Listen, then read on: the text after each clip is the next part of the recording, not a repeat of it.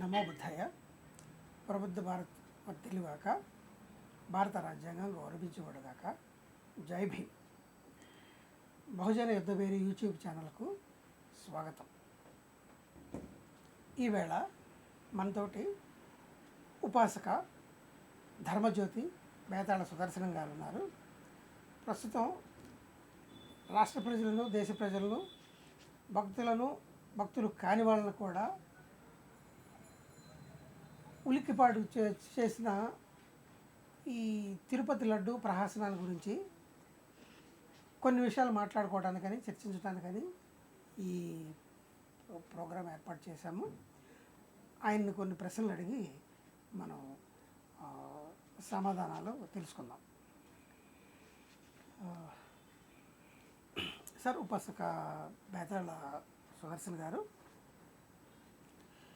ఇప్పుడు మీకు మనం తెలిసిందే, ఈ తిరుపతి లడ్డు తయారీలో నెయ్యి కానీ కల్తీ అవుతుందని, అందులో వినియోగించే పదార్థాలు నాసిరకమని సాక్షాత్తు చంద్రబాబు నాయుడు గారే బహిరంగంగా ప్రకటన చేశారు. ఈ ప్రకటనతోటి దేశం బయట ఉన్న తెలుగు వాళ్ళు కూడా ఉలిక్కి పడవలసిన పరిస్థితి వచ్చింది. దీంట్లో నిజాలు ఎలా ఉన్నాయని మీ ఉద్దేశము, ప్లస్ బాధ్యత ఎవరిది? ప్రభుత్వాందే బాధ్యత అవుతుంది. ఎవరిదైనా ప్రభుత్వాందే దానికి బాధ్యత వహించాలి. గత ప్రభుత్వం చేసిందని వీరు ఈ ప్రభుత్వం చేసిందని వారు అనేకంటే దీని మీద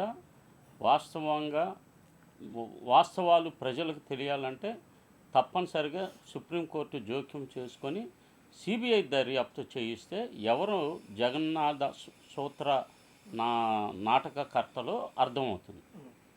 ఈ యొక్క రాజకీయాలని వారు దేనికోసం వాడుకుంటున్నారంటే, దేశంలో మతోన్మాదాన్ని పెంచడానికి కోసం హిందూ మతం పేరుతో వాళ్ళందరినీ ఏకీకరణ చేసి మైనార్టీలని అణగదొక్కడానికి ఈ యొక్క ఎత్తుగడలు చేస్తున్నారు. ఎప్పుడు ఎన్నికలు వచ్చినా కానీ ఆర్ఎస్ఎస్ ఏం చేస్తుందంటే, ఒక కుట్రపూరితంగా ఏమి లేని చోట ఒక ఇష్యూని రైజ్ చేసి తద్వారా ఎన్నికలలో లబ్ధి పొందడానికి కానీ, ప్రజల్ని డైవర్ట్ చేయటానికి కానీ, లేకపోతే ఈ మధ్య జరిగిన విజయవాడ వరదల ప్రభావంతో ఆ ఇష్యూని మొత్తం డైవర్ట్ చేయడానికి ఒక కొత్త సంఘటనని తీసుకొచ్చి ప్రజల్ని ఆలోచింపచేయనీయకుండా చేయటానికి చాలా ప్రభుత్వాలు అనేక రకాలుగా చేస్తూనే ఉన్నాయి. అందులో భాగమే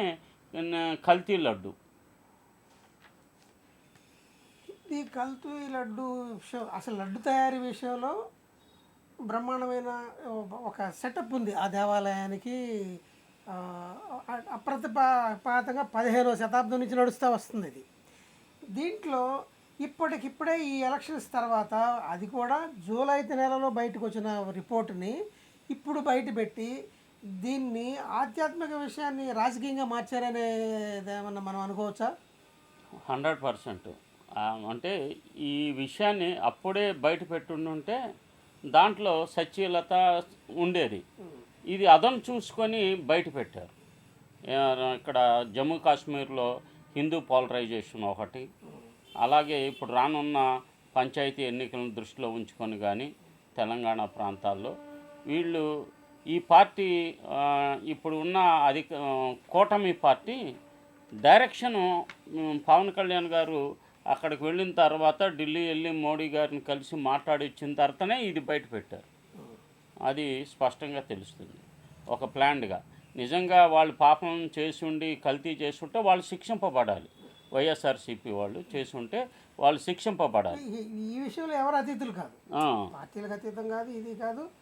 ఒక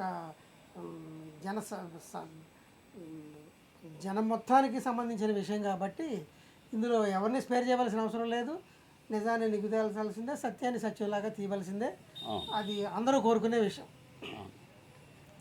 సరే, అయితే చంద్రబాబు నాయుడు గారు ఈ విషయాన్ని బయట పెట్టారే కానీ ఇక దాని లోతుపాతులకు వెళ్ళకుండా అయిపోయిందా అనే పరిస్థితిలో ఒక పక్కగా తప్పుకున్నారు. మిగతా కథ అంతా నడుపుకుంటున్నారు. దీంట్లో హఠాత్తుగా డీసీఎం గారు అంటే డిప్యూటీ సీఎం గారు పవన్ కళ్యాణ్ గారు ఎంటర్ అయ్యి దీని రూపురేఖల్ని కంప్లీట్గా మార్చేశారు. అవును. ఎవరు తప్పో తేల్చుకోవడానికి వీలు లేనట్టుగా, అసలు తేలిపోయిందా అన్నట్టుగా మార్చేశారు. దాని మీద మీరు ఏం చెప్తారు? నేను ఈ మధ్య ప్రాయశ్చిత్తం కల్తీ లడ్డుకేనా అంటరానితనం కాదా అని ఒక ఆర్టికల్ రాశాను. ఓకే. నిజంగా లడ్డు కల్తీ జరిగితే ఆ కల్తీకి పాల్పడ్డ వాళ్ళు తమకు తాము ప్రాయశ్చిత్తం చేసుకోవాలి, లేకపోతే నిర్ధారణ అయితే.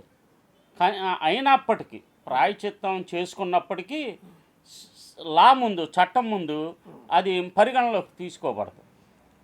ఎంత మీరు ఇప్పుడు జగన్మోహన్ రెడ్డి గారు 28వ తారీఖున ఒక ప్రకటన ఇచ్చారు, మేము ఈ యొక్క లడ్డు కల్తీ మీద ఒక ఆందోళన చేస్తున్నాము, దేవాలయాల దగ్గర ఈ కల్తీ లడ్డుని నిజాలు ఎవరో తేల్చాలని. ఎవరు తేల్చినా ఈ ఎంత ప్రాయశ్చిత్తం చేసుకోవాలన్నా కానీ అది చట్టం ప్రకారంగా చేసుకోవాలి తప్ప కేవలం నాటకీయంగా జనాల్ని అట్రాక్ట్ చేయటానికి లేకపోతే ఒక దీక్ష చేయటం ద్వారా ప్రాయశ్చిత్తం అనేది జరగదు. ఒక లైంగిక నేరం జరిగింది, ఆ యొక్క ఎక్యూజ్డ్ నేను ప్రాయశ్చిత్తం చేసుకుంటాను, కొన్నాళ్ళ పాటు నేను దీక్ష చేస్తాను అని చెప్పి తనకు తాను ప్రకటించుకుంటే కోర్టు ఒప్పుకోదు కదా.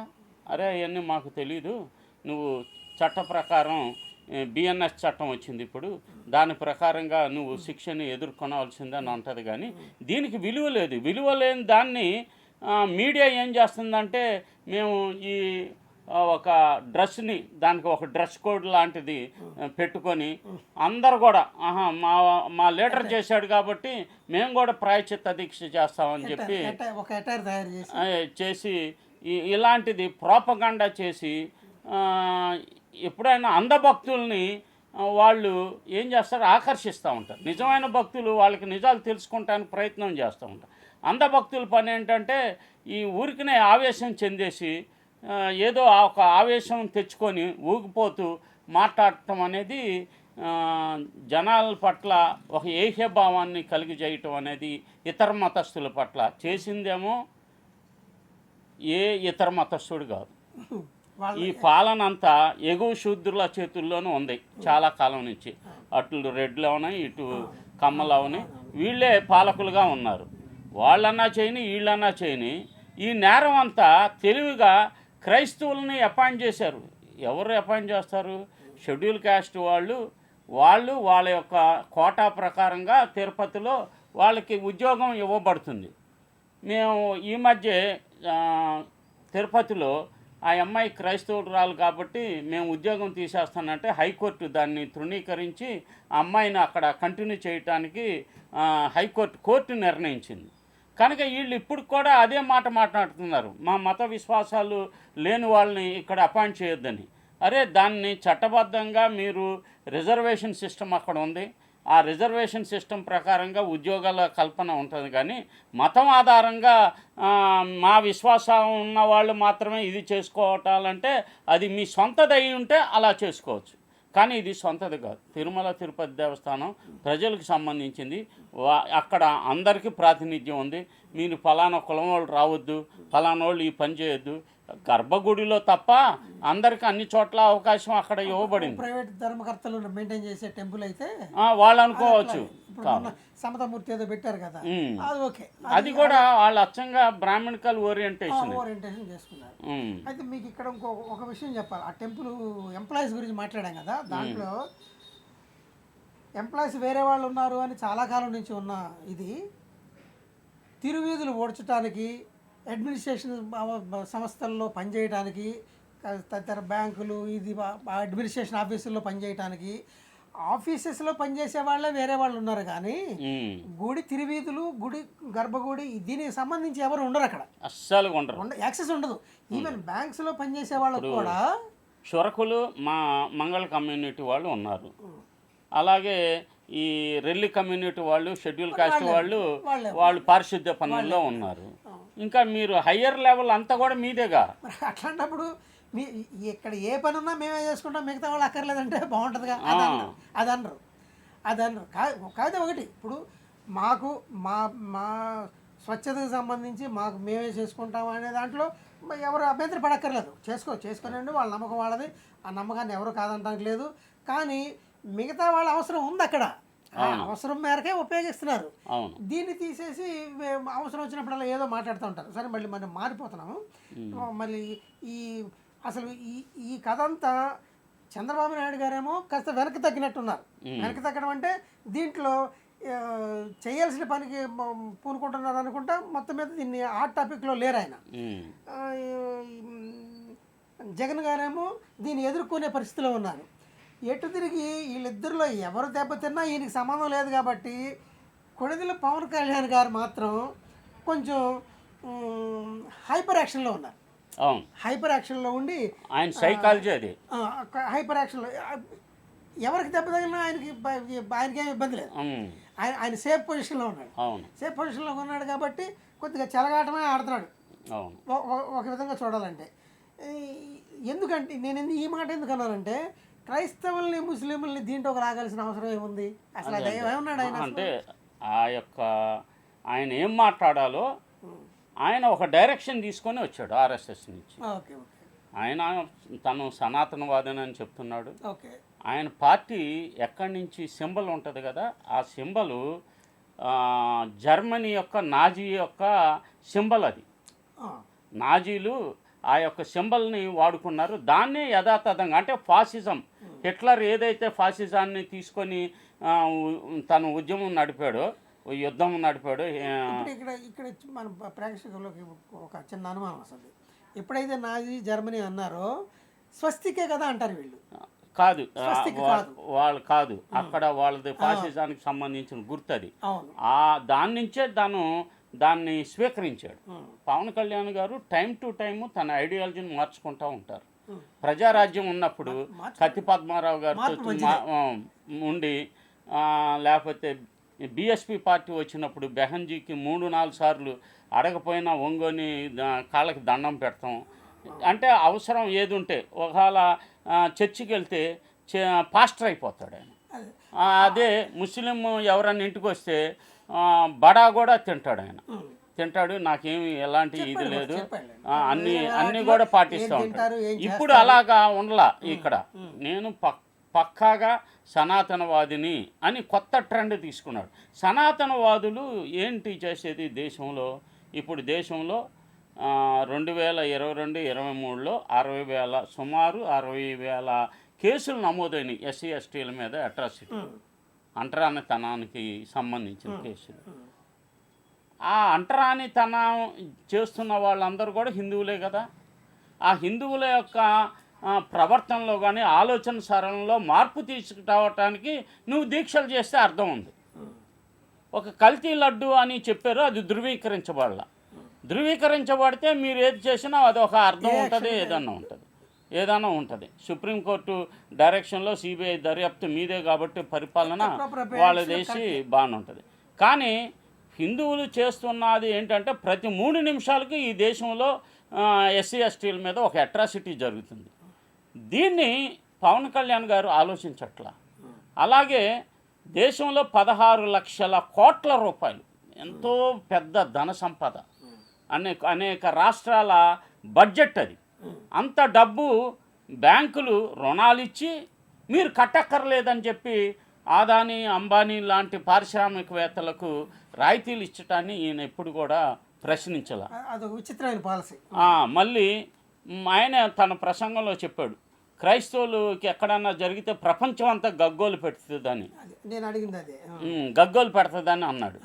మరి మణిపూర్లో షెడ్యూల్ ట్రైబ్కి చెందిన క్రైస్తవుల్ని ఓచకోత కోసి మారణకాండ చేస్తే ఒక్కసారన్న పవన్ కళ్యాణ్ గారు వాటి మీద తన యొక్క రెస్పాన్స్, ఇప్పుడు ఎలాగైతే సనాతనుని నేను ఊరుకోను, తోటనో ఏదో తీస్తానని తరచుగా అంటున్నాడు ఆయన. ఆ మాట తోలు తీస్తానని చెప్పి తరచుగా అంటున్నాడు. ఇప్పుడు ఆయన కాకుండా ఎవరు సనాతనం అన్నా సరే ఊరుకోట్లా, తను మాత్రమే. అంటే ఆయన ఇప్పుడు ఏం అవ్వాలనుకుంటున్నాడంటే శ్రీ శ్రీ శ్రీ పవన్ పవన్ ఏమంటారు స్వామీజీ గురూజీ అలాగా అవతారం ఎత్తితే బాగుంటుంది. అంటే ఇలాంటి వాళ్ళు ఉత్తర భారతదేశంలో చాలా మంది పొలిటీషియన్స్ అనుసరించే వాళ్ళు ఉన్నారు.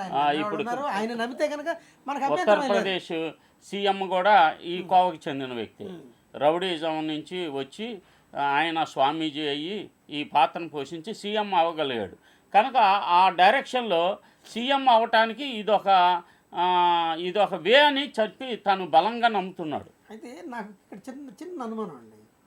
ఇదేంటంటే ఇప్పుడు పవన్ కళ్యాణ్ గారు ఉన్నారు, ఆయన మనసవాచాన్ని నమ్ముకోవటం, దాన్ని ఫాలో అవ్వటం, దాన్ని ప్రచారం చేసుకోవటం తప్పేం కాదు, అది మనం కూడా సమర్థించదగిన విషయమే. కానీ ఆయన ఈ సనాతనానికిను హిందూకి ఉన్న డిఫరెన్స్ తెలియదేమో అని నాకు అనుమానం. ఎందుకంటే ఈ సనాతనం అంటే అసలు ఆయన రోల్ ఏంటి దీంట్లో ఈ సమాజంలో? సనాతనం అంటాం కానీ అసలు ఆయన ఎక్కడ లేడు, శూద్రుడుగా ఆయన ఎక్కడ లేడు. ఆయనకి అధికారంలోకి వెళ్ళడానికి కూడా ఆయనకు అర్హత లేదు. ఒక్క 47 తర్వాత రాజ్యాంగమే ఆయన కల్పించింది. ఇంకా ఒకవేళ మన పురాతన రాజ్యాంగం మనుధర్మ శాస్త్రం అనుకుంటే మనుస్మృతి అనుకుంటే కనుక ఆయనకు చూడలేదు అక్కడ. మరి నేను సనాతనం అంటాడు. హిందూ అనుకోమనండి, పాత నుంచి రకరకాల హిందువులు ఉన్నారు, దాంట్లో ఉద్దేశం లేదు. మరి ఆయన ఈ సనాతనం అనేది ఆయన ఉద్దేశంలో డెఫినేషన్ ఏంటో చెప్తే ఏది మనుస్మృతిలో ఉన్న సనాతనమా? ఆయన ప్రెస్ నోట్లో తీవ్రమైన ఆవేశంతో నేను చిన్నప్పటి నుంచి సనాతనాన్ని ధర్మాన్ని పాటిస్తున్నాను, ఈ సనాతనానికి ఎవరన్నా హాని చేస్తే నేను ప్రాణాలైనా ఒడ్డైనా పోరాడతాను, దాంతో అందరూ ఏదన్నా జరిగితే హిందువులందరూ గట్టిగా ప్రతిఘటించాలి, అది ధృవీకరించినప్పుడు నువ్వు పోలరైజ్ చేసి ఏదో ఒకటి హిందువులందరినీ ఏకీకరణ చేసి దాని మీద పోరాటం చేస్తే దాంట్లో అర్థం ఉంది. అసలుకి ఇది నిరూపణ కాకుండానే వీళ్ళు ఇప్పుడు ఈ యొక్క సనాతన ధర్మం మీద హిందువులంతా ఒకటై దేనికి ఒకటవ్వాలి? ఎలక్షన్ కోసం, ఎలక్షన్ ద్వారా లబ్ధి పొందడానిక, లేక ఈ యొక్క విజయవాడలో జరిగిన వరదల విషాదం నుంచి ప్రజలను డైవర్ట్ చేయటానిక? ఏ విషయం కరెక్ట్గా చెప్తే దానికోసం ప్రజలందరూ బయటకు వచ్చి నీకు మద్దతుగా నిలబడతారు. ఇదేంటంటే కేవలం ప్రభుత్వాన్ని రక్షించటాని కోసం అలా అని చెప్పి ఆయన అంత తక్కువగా భావించాల్సిన అవసరం. ఆయన దగ్గర బోల్డ్ అంత దాతృత్వం ఉంది, ఎవరికి లేనంత దాతృత్వం ఉంది, మంచోడే మనిషి.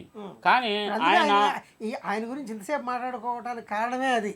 ఏంటంటే మరీ నాకు సంబంధం లేని వ్యక్తి, సంబంధం పెట్టుకుంటే అంత పూసుకుంటాడు, లేకపోతే అసలు సంబంధం లేకపోతే తనంతటి తానుగా బెహన్జీ మాయావతి గారి మీద కాళ్ళ మీద పడతామేంటి, కత్తి పద్మారావు గారిని చేసి ఆ ఐడియాలజీ చూసి ఆ రోజుల్లో ప్రజారాజ్యం చిరంజీవి గారు పెట్టినప్పుడు ఈయన ఫ్రంట్ లైన్ పాత్ర పోషించి అనేక మంది షెడ్యూల్ క్యాస్ట్ వాళ్ళని పిలుచుకొని వాళ్ళ యొక్క ఐడియాలజీ పుస్తకాలు చదివి మళ్ళీ ఈ భావజాలం ఏంటో నాకు అర్థం కాల. నువ్వేం పుస్తకాలు చదివావు, ఈ భావజాలం నువ్వు ఎక్కడి నుంచి బారో చేసుకున్నావు? అసలుకి దానికి నువ్వు చదివిన పుస్తకాలు నీకేం నేర్పించినాయి? ఒక పుస్తకం ఏం చేస్తుంది అంటే పరివర్తన చెందిస్తుంది. ఇప్పుడు కంచయ్య గారు ఉన్నారు, నేను హిందువుని ఎట్లా అవుతాను పుస్తకం రాశాను. ఆ పుస్తకం ఎంతోమందిని ప్రభావితం చేసింది.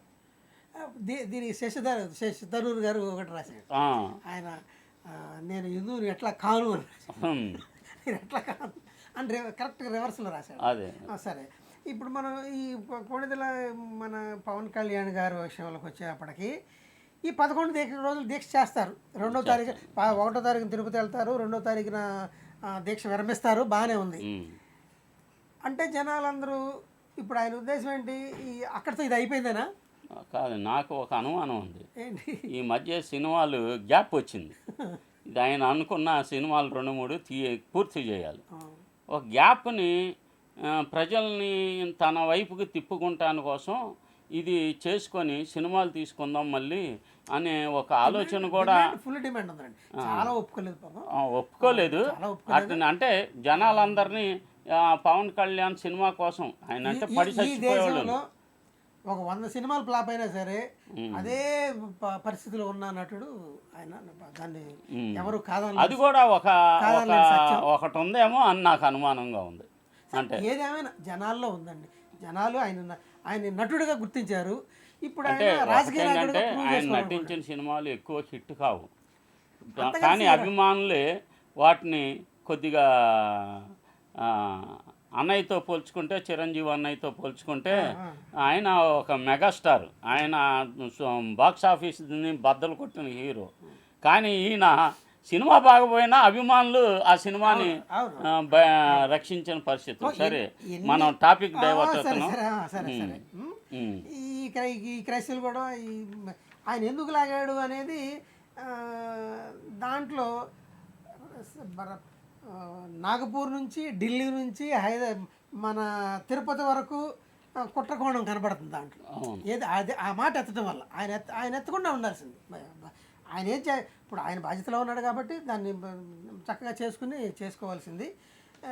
అలా కాదుగా, ఆయన రాజ్యాంగం మీద ప్రమాణం చేసి డిప్యూటీ ముఖ్యమంత్రి అయినప్పుడు ఈ మాటలు మాట్లాడటం కరెక్ట్ కాదు. చాలా అవమానం అది. రాజ్యాంగాన్ని భారత రాజ్యాంగాన్ని అవమానించాడు. నేను సనాతనవాదిని రొమ్ము విరిచి చెప్పుకుంటాం, ఒక స్వామీజీ చెప్పుకుంటే తప్పు లేదు. కానీ నువ్వు ప్రజల డబ్బుతో, ప్రజలకి చెందిన అడ్మినిస్ట్రేషన్తో నడుస్తున్నప్పుడు నువ్వు ఆ ప్రకటన చేయటం కరెక్ట్ కాదు అది. మీ దృష్టిలో అది, ఆయన దృష్టిలో అది కరెక్టే అనుకుని రెండు గుర్రాల మీద అది సాధ్యం కాదుగా, ఏదో దాన్నే చూస్ చేసుకోవాలి చేయదలుచుకున్నారు ఆయన. సరే, చేస్తున్నారు. దానికి ప్రజామోదం ఉందా లేదా అనేది మళ్ళీ ఎలక్షన్స్లో కానీ తెలియదు. అది సరిపోతే ఈ లడ్డు విషయం పక్కన పెడితే ఈ నెలలోనే జరిగిన విషయాల్లో ఒకటి ఈ వరదల్లో అతి దారుణంగా దెబ్బతిన్నది సింగనగర్. ఈ సింగనగర్కి ఇప్పటికీ అక్కడ ప్రజలు వచ్చే ఇంటర్వ్యూ కానీ అవి కానీ చూస్తుంటే యూట్యూబ్ నుంచి నమ్మడానికి లేదు. ఎందుకంటే ఒకళ్ళేమో చాలా ఏం జరగలేదంటారు, ఇంకొకళ్ళేమో అసలు మొత్తం చచ్చిపోయారంటారు. ఇది పరిస్థితి.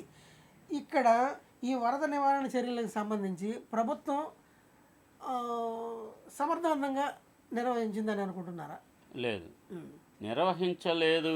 కాబట్టే ఈ విషయాలన్నిటిని డైవర్ట్ చేయడానికి విషయం లేని ఒక కల్తీ లడ్డు అనే దాన్ని ప్రాపగాండా చేసి దాన్ని డైవర్ట్ చేశారు. తను బాధ్యతాయుతంగా చేయటానికంటూ ఖజానా కూడా ఏమీ నిండుగా లేదు. కేంద్రం కూడా సక్రమంగా దీని పట్ల వ్యవహారం చేయలే. వాళ్ళు తీవ్రంగా నష్టపోయారు. కొన్ని సంవత్సరాల పాటు, కనీసం ఒక 10 సంవత్సరాల పాటు హౌస్ ట్యాక్స్ వాళ్ళకి మినహాయింపు ఇవ్వాలి. వాళ్ళకి అనేక రాయితీలు కల్పిస్తే కానీ వాళ్ళు రికవర్ అవ్వలేరు. ఆ పేద ప్రజలు అందరూ, అంటే సింగనగర్, అజిత్ సింగ్ నగర్, ఇటు పాయకరావుపేట, ఇటు వైపు ఉన్న వాళ్ళందరూ కూడా మధ్య తీరకుండా బిలో పవర్టీ లైన్ వాళ్ళు ఎక్కువ మంది అక్కడ గ్యాదర్ అవుట్స్కట్స్లో ఉంటుంది. అక్కడ ఒక రకమైన బిలో మిడిల్ దగ్గర నుంచి ఉంటారు ఎక్కువ. అంటే ఇది కూడా ఎలా వస్తుందంటే, ఆ రోజు అంటే ఎలాంటి ప్రికాషన్స్ కానీ హెచ్చరిక కానీ లేకుండా గేట్లు ఎత్తేసారు రాత్రి. ఆ ఎత్తటంతో ఏమైందంటే, నాగాలంక దగ్గర సముద్రంలో కలుస్తుంది కదా వాటర్, అది పౌర్ణమి రోజు ఎదురొచ్చేస్తుంది. ఆ అటుంచి వచ్చే ఫోర్స్, ఇటుంచి వచ్చే ఫోర్స్కి ఈ నీరంతా ఆ బైపాస్ చేసిన కెనాల్ ఒకటి ఉంది, దాంట్లో నుంచి ఊరి మీద పడిపోయింది. ఒక హెచ్చరిక ఇచ్చినా కానీ, అంటే ఇది ఎప్పుడో నుంచి ఈ విషయాలు ఇంత తీవ్రంగా ఉంటుంది అన్న విషయాలు 10 రోజుల నుంచి వాతావరణ శాఖ హెచ్చరిస్తుంది. కానీ ఆ రాత్రి వాళ్ళు చేసిన పని వలన ఒక 34 మంది చనిపోయారు. 60 అని లెక్కలు ఉన్నాయి. గవర్నమెంట్ ఇన్ని అని చెప్పాల, బయటికి అనౌన్స్ చేయాలి.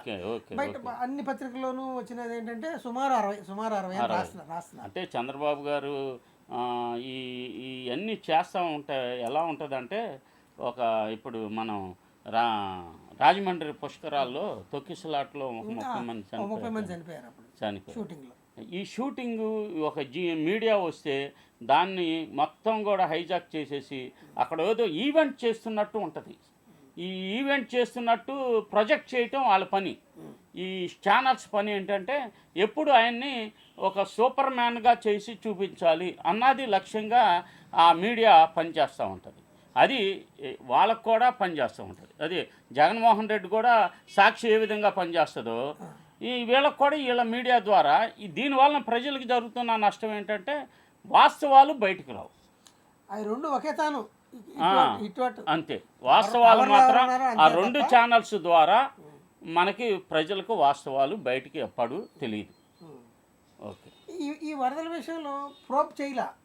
ప్రోబ్ అంటే అసలు ఎందుకు జరిగింది, అది దాని వెనక ఏమన్నా ఉందా, అసలు దీని మీద ఎంక్వైరీ రావాలా, దీని మీద ఎంక్వైరీ చేసి కేంద్ర జల సంఘాన్ని పిలిపించి దీని మీద ఎంక్వైరీ చేసి కల్తీ లడ్డు మీద కాదు చేయాల్సింది, దీని మీద చేయాలి. ఆ కల్తీ లడ్డు మీద సిబిఐతో దర్యాప్తు చేస్తే దాని సంగతి, ఎందుకంటే మనోభావాలకు సంబంధించిన విషయంగా దాన్ని పవన్ కళ్యాణ్ గారు అన్నారు కాబట్టి ఆయనకే కాదు మనోభావాలు మనకు కూడా ఉంటాయి, ప్రతి మనిషికి ఉంటాయి. అంటే ఆయన మాట్లాడిన దాంట్లో ఎదుటి మతస్థులు ఏ విధంగా గాయపడ్డారో ఆయన గుర్తించట్లా. నేను ఎంతో గర్వంగా నేను సనాతనవాదిని పుట్టుక నుంచి ఇది అన్నాడు, కానీ చూస్తే ఆయన జీవితాన్ని మొత్తం స్టెప్స్ చూస్తే ఆయన ప్రతి చోట ఆ యొక్క భావాన్ని ఎప్పుడు కూడా ఎగ్జిబిట్ చేయాల, ఆచరణలో లేదు, ఎగ్జిబిట్ చేయలే, చెప్తానే ఉన్నాడు, మామూలుగానే ఉన్నాడు. ఆయన రాజకీయాల్లోకి వచ్చిన తర్వాత నోటి మాటగా చెప్తున్నారు కానీ ఆచరణలో ఎక్కడ కనిపించలేదు. అప్పుడప్పుడు టైమ్లీ యాక్షన్ ఇస్తాం. సరే, ఇది పోతే మనకి ఈ నెలలో ఇంకో రెండు జరిగినాయండి. ఈ ఉండి ఎమ్మెల్యే గారు కనుమూరి రఘురామరాజు గారు, ఈయన ఒక ఈ ఏలూరుపాడులో అంబేద్కర్ విగ్రహం పక్కన ఒక పుట్ట నాగేంద్ర స్వామి గుడి ఉంటే అక్కడికి వెళ్ళి లేనిపోయిన అడావుడి చేసి మళ్ళీ తర్వాత సర్దుకుని ఏదో చేశారు. ఏంటి అసలు ఆ కథ ఎపిసోడ్? వాస్తవం ఏంటంటే బాబాసాహెబ్ స్టాట్యూ దగ్గర పెద్దవి ఈ మధ్య వర్గీకరణకు వ్యతిరేకంగా రెండు పెద్ద ఫ్లెక్స్లు పెట్టారు. ఆ మధ్యలో ఒక ఖాళీ ఉంటే అక్కడ నాగేంద్ర స్వామి పుట్టకి వాళ్ళు షెడ్యూల్ కాస్ట్ వాళ్ళే ఆ పుట్ట పెట్టుకోవటానికి అనుమతి ఇచ్చి దానికి అది అక్కడ ఉండేటట్టు చేశారు. చేసిన తర్వాత ఈ మధ్య వినాయక చవితి సందర్భంగా ఒక పెద్ద వినాయక చవితిది ఎలక్ట్రిఫైడ్ దాన్ని అంటే పెరిచే దాన్ని ఆ పుట్ట కనపడకుండా అడ్డం పెట్టారు. ఒక ఎలక్ట్రిఫికేషన్తో ఉండే వినాయకుడు బొమ్మని అక్కడ పుట్టని కనపడకుండా చేశారు, వాళ్ళే చేశారు.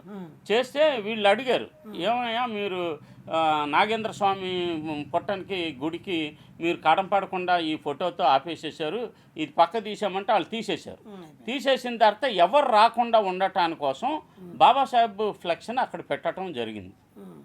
ఇప్పుడు ఆయన అంత ఆవేశంతో ఊగిపోయి అది ఏ విధంగా అంటే ఆయన చేసింది ఏంటంటే సెక్షన్ 3TRST కింద అతను షెడ్యూల్ కాస్ట్ SC/ST అట్రాసిటీ యాక్ట్లో ఆ యొక్క చట్టాన్ని ఉల్లంఘించాడు. ఆయన మీద పెట్టవలసింది ఏంటంటే బాబాసాహెబ్ను అవమానిస్తే అది SC/ST అట్రాసిటీ కేసు కిందే వస్తుంది. ఇప్పుడు ఆయన ఏమి ఒక కేవలం షెడ్యూల్ కులాలకు సంబంధించిన వ్యక్తి కాదు, భారతదేశ అత్యున్నతమైన రాజ్యాంగ నిర్మాత, ప్రపంచంలో విశ్వరత్న విశ్వజ్ఞాని, ఆయన విశ్వజ్ఞాని.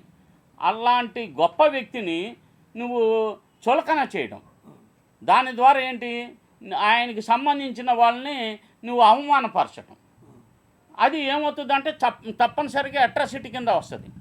నువ్వు లేకపోతే నీకు అది ఏ విధంగా అడ్డంగా ఉంది ఆ ఫ్లెక్స్, నీకు ఏ పనికి నువ్వు అడ్డంగా ఉంది అది ఆ ఫ్లెక్స్ వలన మీరు ప్రజలకు కానీ సమాజానికి కానీ ఏదన్నా అభ్యంతరం ఏముంది? అసలు అక్కడ ఏమీ లేని దాన్ని అబ్జెక్షన్ ఏముందంటే మేము ఫలానా మా యొక్క ఆధిపత్యమే చెల్లుతుంది, మీరెవర్రా అని చెప్పటాని కోసం చేసిన ప్రయత్నం అది. అందుకనే నేను నేషనల్ SC కమిషన్ చైర్మన్ గారికి ఒక విజ్ఞాన పత్రం ఇవ్వటం జరిగింది.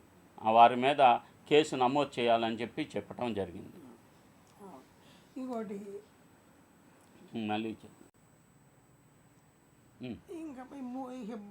ఈ మన రాష్ట్రంలో జరిగిన ఇంకొక ఇష్యూ ఏంటంటే ఈ కాకినాడ ఎమ్మెల్యే గారు పంతం వెంకటేశ్వరరావు గారు, ఈయన్ని లోకల్గా నానాజీ అంటారు, ఈయన జనసేన నుంచి వచ్చి ఎమ్మెల్యే. ఈయన డైరెక్ట్గా మెడికల్ కాలేజీకి వెళ్ళి ఆయన్ని ముఖం మీద కొట్టేసి తోసేసి నాన్న అకృత్యం చేశారు ఇది. ఆ, ఏంటి అసలు దాని వెనక ఉన్న ఇదేంటి? మళ్ళీ వెంటనే సర్దుకుని నాది తప్పు అయిపోయింది అంటాడు, లేదంటే నేను కూడా ప్రాయశ్చిత్త దీక్ష చేస్తాను అంటాడు. ఇది ప్రెసిడెన్సీ అయిపోద్ది ఆ స్టేట్లో. అంటే ఏదో ఒకటి చేసి దళితుల్ని దూషించటం, కొట్టటం, ప్రాయశ్చిత్త దీక్ష చేస్తారు. ఇదే సనాతన ధర్మం. పవన్ కళ్యాణ్ గారు ఆశిస్తుంది అదే. వాస్తవంగా ఒక చిన్న ఈ సబ్మిషన్ కూడా చేస్తాను ఈ అంశంలో. ఈ మధ్య డ్యాన్స్ మాస్టర్ జానీ గారు జనసేన పార్టీకి సంబంధించిన వారి మీద ఆరోపణలు వస్తే వెంటనే వారికి రాత్రే మెసేజ్ ఇచ్చి మీరు పార్టీ నుంచి తప్పుకోండి, సస్పెండ్ చేశారని వచ్చారు. మరి ఏం చేసిందేంటి? ఈయన లిటరల్గా బూతులాడాడు ఆ ప్రొఫెసర్ని. వెనకాల నుంచి ఆయన మనుషులు అంటే కాపు కులానికి సంబంధించిన వాళ్ళు ఈ పవన్ కళ్యాణ్ని మా వెనకాల పవన్ కళ్యాణ్ గారు ఉన్నారనే ఈ రెండు ముఖ్యంగా పశ్చిమ గోదావరి, తూర్పు గోదావరి జిల్లాల్లో అసలుకి దళితులు బతకనిస్తారా లేదన్న భయం కూడా ఉంది. మీరు ఆ మాట అంటే ఆశ్చర్యపోతారేమో. నిజంగా ఆ యొక్క ప్రభావం చాలా బలంగా ఉంది ఈ రెండు జిల్లాల్లో. ఎక్కడ చూసినా కానీ వాళ్ళు మాకు పవన్ కళ్యాణ్ ఉన్నాడు, మరి ఆయనేమో సస్పెండ్ చేశారు. ఈయన్ని నానాజీని కూడా సస్పెండ్ చేయాలిగా, అట్రాసిటీకి పాల్పడ్డాడుగా. అట్రాసిటీకి పాల్పడ్డ ఎమ్మెల్యే అతను ఎప్పుడు తన లైఫ్లో ఆ ప్రొఫెసర్ చదువుకున్నంత చదువు చదవలేడు. అలాగే ఒక డాక్టర్గా తను ఎన్ని జన్మలు ఎత్తినా, ఎంత సనాతనాన్ని పాటించినా ఆ రేంజ్కి వెళ్ళలేడు. అది ఎవరైతే చదువుని ప్రేమించి ఇష్టపడి చదువునే ఇదిగా చేసుకుంటారో ఆ వ్యక్తిని అవమానించటం కాదు. ఆయన ఏదో సర్దుకొని నాకు క్షమాపణ చెప్పాడంటే కుదరదు. ప్రభుత్వం దీని మీద సుమోటోగా అతని మీద ఎస్సీ ఎస్టీ అట్రాసిటీ కేసు పెట్టాలి. ఎమ్మెల్యేని శిక్షింపబడాలి. అంతేగాని నేను ప్రాయశ్చిత్త దీక్ష చేసుకుంటున్నాను అంటే అదే శిక్ష అనుకొని కన్ఫర్మ్ అయిపోయారు వాళ్ళు. ఆ రోజు చేసేసి సాయంత్రానికి మొత్తం దుకాణం సర్దేసేసి అనుకుంటున్నారు.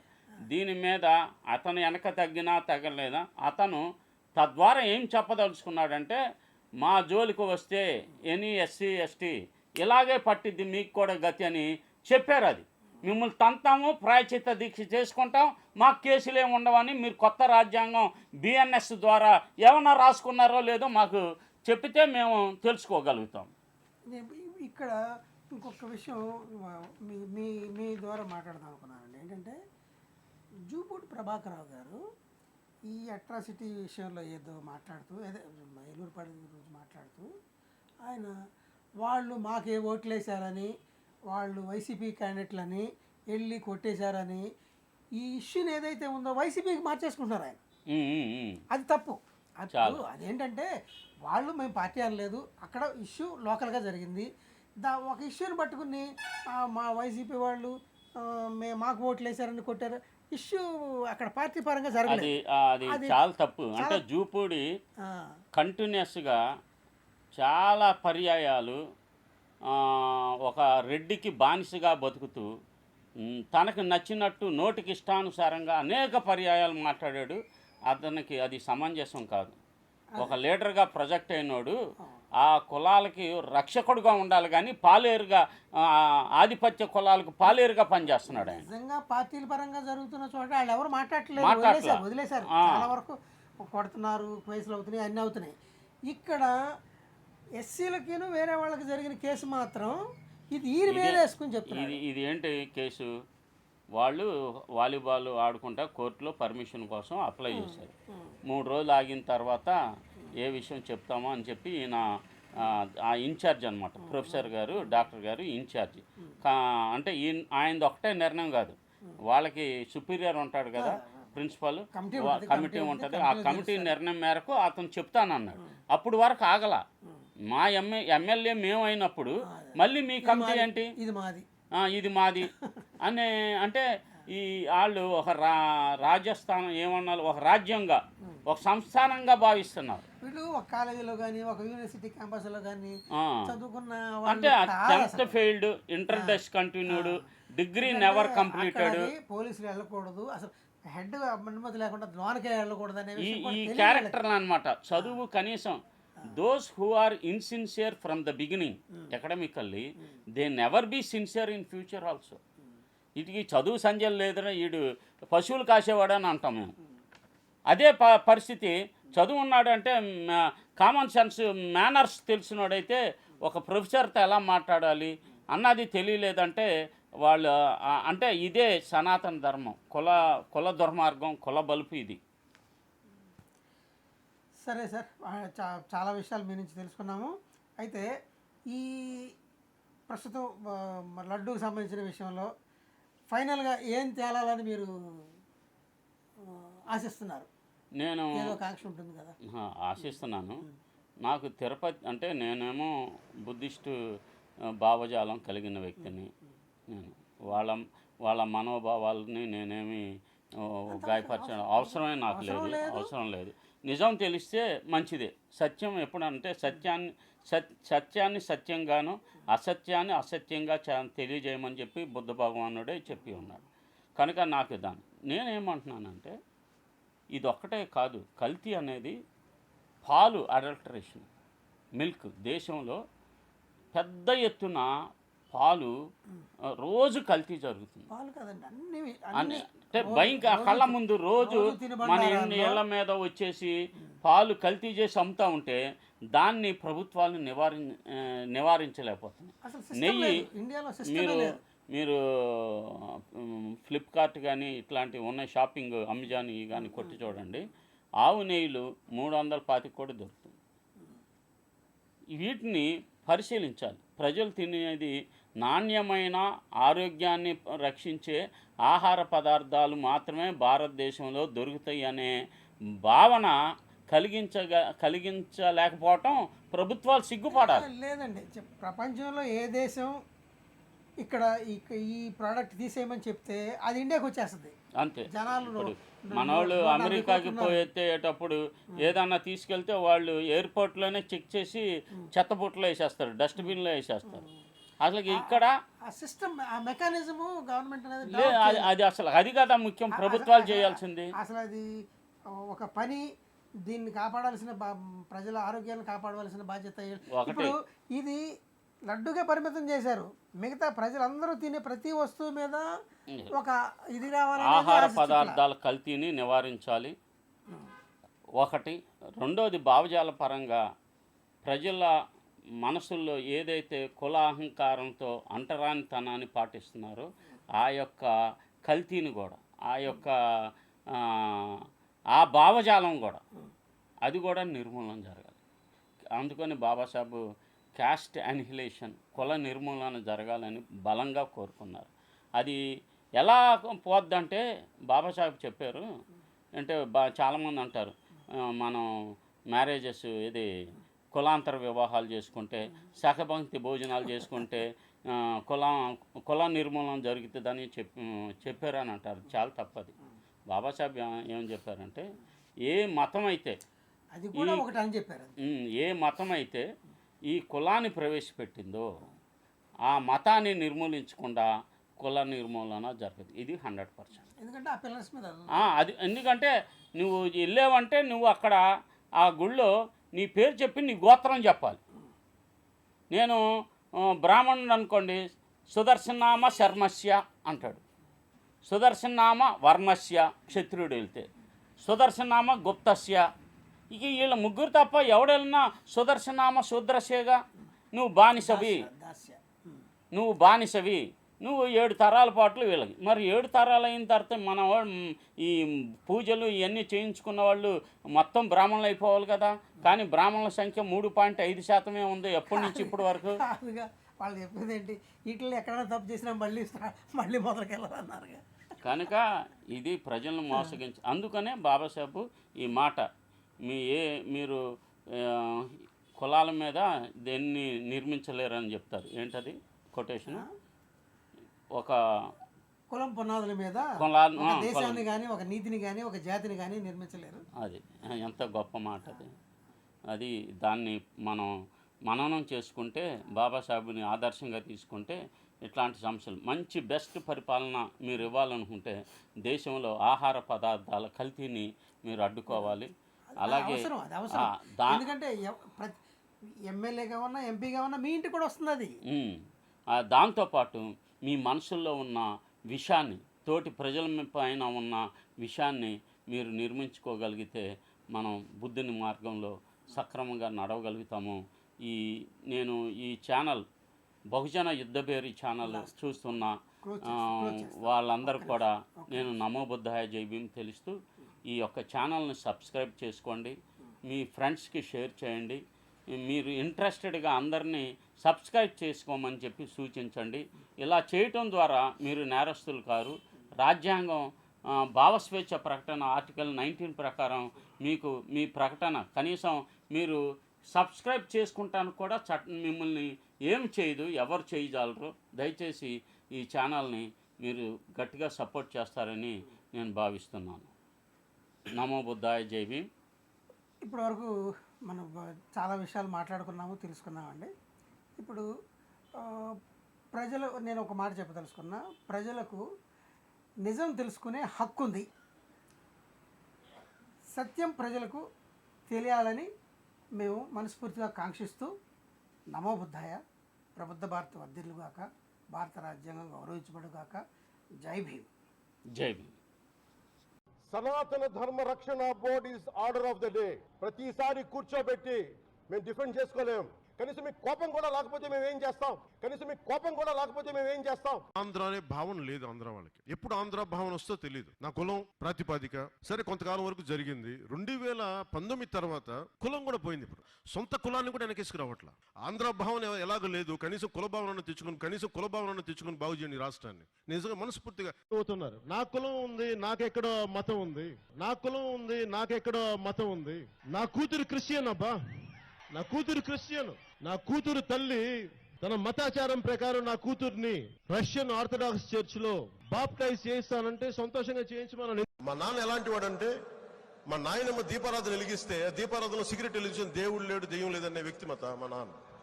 ఎందుకంటే ఇది ఆడేది కొద్దిమంది రాజకీయ నాయకులు వాళ్ళు కూడా ఎక్కువ మంది ఆడేది కూడా హిందువులే కూడా చెప్తున్నారు. అసలు ఇలాంటి గొడవలు పెట్టింది హిందూ నాయకులు తప్ప మిగతా నాయకులు చేయరు. అసలు రాదు వాళ్ళకి. వాళ్ళకి నిజంగా మన ఈ మధ్యన గోమాంసం గురించి లేదంటే బీఫ్ గురించి ఇంత గొడవ జరుగుతూ ఉంటే నాకు అనిపించింది, బీఫ్ తినాలి అంటే నేను తిని ముందుకెళ్తాను తప్ప దాన్ని వేరేలా చేసుకోనండి. అంటే తిండి ఏది తిన్నామని కాదు, నిజంగా మరి తిండి శాకాహారమే తింటే అందరూ గొప్ప వాళ్ళు అయిపోతారంటే మరి గుజరాత్ లో గోద్రా ఘటన ఎందుకు జరిగింది? నాకు ఎందుకు జీసస్ క్రైస్ట్ ఇష్టమో చెప్తాను. ఒకసారి ఇక్కడ నా డైరీలో రాసుకున్నాను.